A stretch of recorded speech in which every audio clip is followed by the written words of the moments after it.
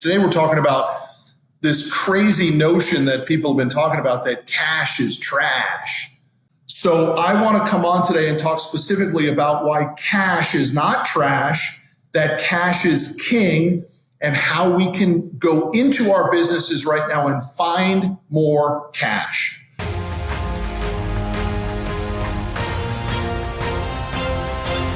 We all need more cash, and we need it now, right now. So I have some tips. I have a full page of notes here on ways that I want to help our clients, our vendors, and our dealers find cash, utilize cash, get our hands on it, trust it, and then be able to survive and eventually deploy the cash to thrive. So the first thing that everybody needs to do right now is you need to go to your bookkeeper, your controller, your CPA, and you need to pull your updated balance sheet. Statements consist of two parts. The first is the balance sheet. The second is the income statement. Everyone needs to pull your balance sheet right now. And you need to look at it in two fashions. You need to look at your assets and you need to compare them to your liabilities to determine what your cash position is. The technical term of this analysis is called a quick ratio. And quick is when you're figuring out what your current assets are over your current liabilities. If you do that exercise, if you take your current assets, everything you own that could be liquidated in 12 months, and you overlay it against your current liabilities, everything that you owe out over the next 12 months, that's your quick ratio, and it will help you determine what your cash position is. You must figure out what your cash position is off of your balance sheet, your current assets over your current liabilities. Everything you own that you could liquidate in 12 months versus everything you owe over the next 12 months. That ratio has to be done now. The math has to be done. And the result of that begins to tell you what your cash position is. But part of current assets is your accounts receivable. So you must figure out what your accounts receivable position is. You have to ask a few questions on your accounts receivable. This is work that you performed, invoices that you've issued, and you're waiting to collect this money. You have to ask yourself, are they real? How much of your accounts receivable, which is part of your current assets, are receivables? How many of those clients are actually going to pay you? And then you have to get on the phone with all of those clients and you have to strike deals. Look, I believe cash is more valuable than ever right now for the next 30, 60, 90 days as we're moving through this coronavirus mess and the real economic fallout that it's caused. We've got to get our hands on more cash. So look at your accounts receivables after you've pulled your balance sheet, you've done your quick ratio, your current assets over your current liabilities, and begin to strike deals. Can you pay me today? Can you pay me by credit card? Can you send me a wire transfer? Can I come and pick up a check? If I discounted your bill by 10%, would you be able to pay me today? How can you collect on your accounts receivable so you can turn the receivable, the paper invoice, into real cash in the bank? I want you to also think about the opportunity to factor your invoices. Could you engage with a factoring company right now to go ahead and start to collect your receivables faster from a factoring company? The third thing I want you to do in Cash is King, get as much cash as you possibly can right now, is I want you to apply for the government stimulus programs. Now, we did the live video a week or so ago talking about the programs, the PPP and the EIDL. We've all seen the news that the PPP today has run out of money. I don't believe that's the case. I believe the government will issue more money to small businesses. I think they'll put in another $300 billion that will take it to close to 750 billion. And I believe more money will be coming. So make sure you apply for the government stimulus programs, the PPP and the EIDL program. The fourth thing that you can do right now to try to get your hands on cash and survive the economic downturn that we are in, not that's coming, we're in it right now, is you got to think about downsizing your fleet.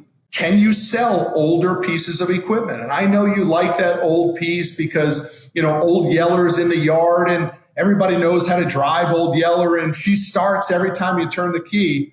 But you may have 50 grand or 80 grand or 100 grand sitting in old Yeller in the parking lot. and it might be time to unload her. So think about selling some of your equipment. Think about right-sizing the fleet. Sell one or two pieces of paid-for equipment to get yourself some cash. And then analyze with your vendor or your dealer what your trade-in opportunities are. Look, you may have 10 trucks in the fleet right now, and you may be able to trade 5 of those trucks in and right-size the fleet. So I want you to think about downsizing the fleet, liquidating some paid-for equipment, or even old Yeller in the parking lot, and turn that stuff into cash. I have 2 more items on my notes for today on why cash is not trash and why cash is king. You need to cut expenses to the bone right now. You've got to cut staff and overhead. I want you to look at the company credit card and cut all spending out on the company credit card.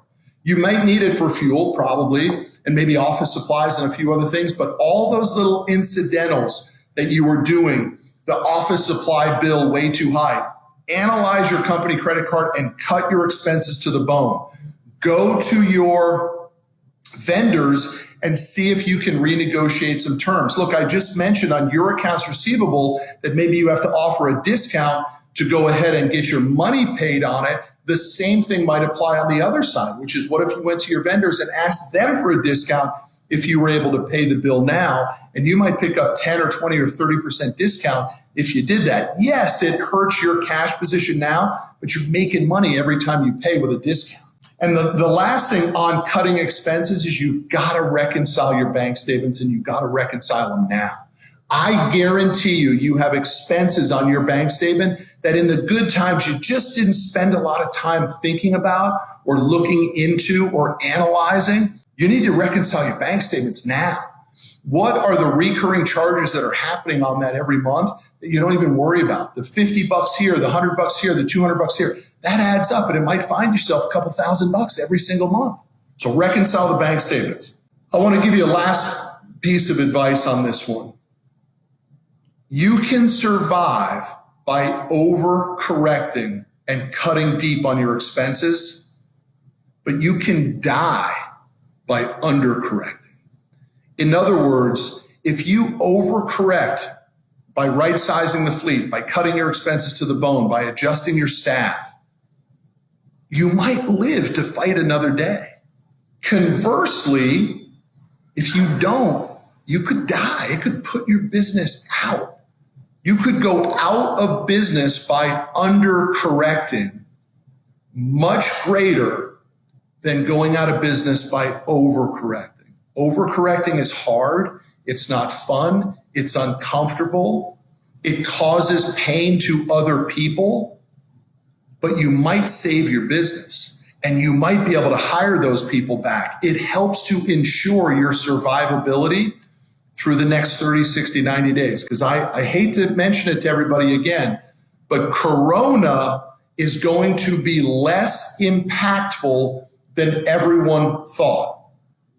We are going to have a lot of businesses that fall into hard times, and we're starting to all feel it and see it now. So how do we fix it? We have the guts and the courage to overcorrect in cutting our expenses to conserve and bring in cash now, to prevent ourselves from undercorrecting and potentially even putting us out of business down the road.